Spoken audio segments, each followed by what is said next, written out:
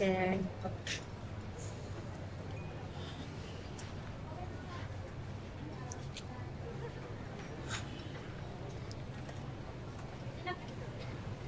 Pares.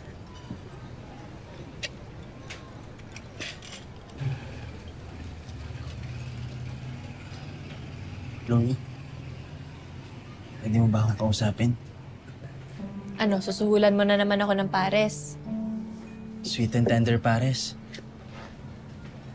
Oo, dahil ganun yung pagmamahal ko sa'yo. Kilan mo nga ako, Makmak. Sorry na. Alam ko naman kung bakit ka nagtatampo. Dahil dun sa round girls kanina. Chloe, wala naman yun eh. Wala sa simula, Makmak. Pero pag pinabayaan, pwedeng lumala. Pero Chloe, wala naman yun. Faithful ako sa'yo. At naman kayo, ganyan ang sinasabi. Chloe, wala naman dahilan para magselos. Wala. Alam ko I have trust issues. Pero kasi nakita ko na yun sa iba eh. Maraming beses, lalo na kay na dad at kuya. Napakadali para sa kanila maging unfaithful. Yun yung dahilan kung bakit naghiwalay si mom at dad. At ganon din si kuya kay Kim.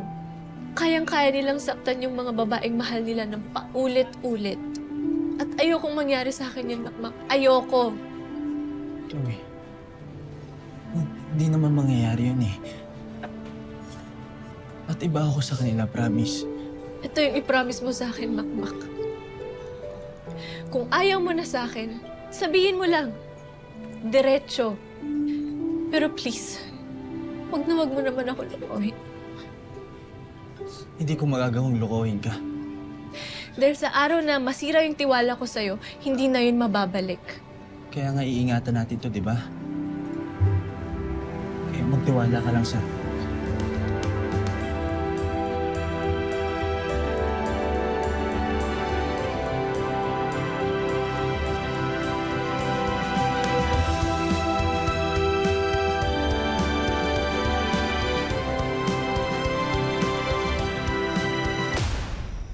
Kuya, pasaran na lang yan.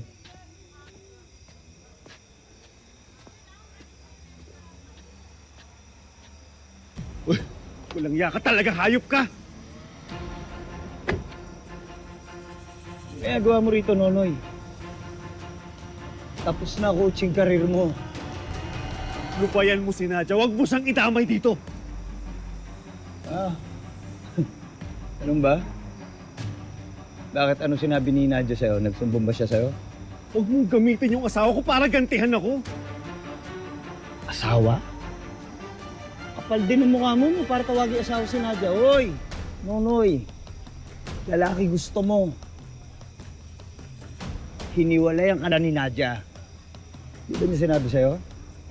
Na siya ang lumapit sa akin? Natural!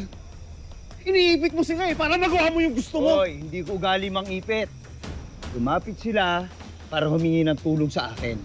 Yun lang yun. Ano? Lalapit sila sa'yo? Bakit anong mapapala nila? Kali ako na lang saktan mo, huwag mo lang idamay si Nadja! Hoy, deserve ni Nadia. Deserve niyang lumigaya.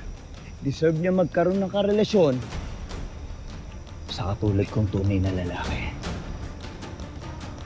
Hindi sa bakla.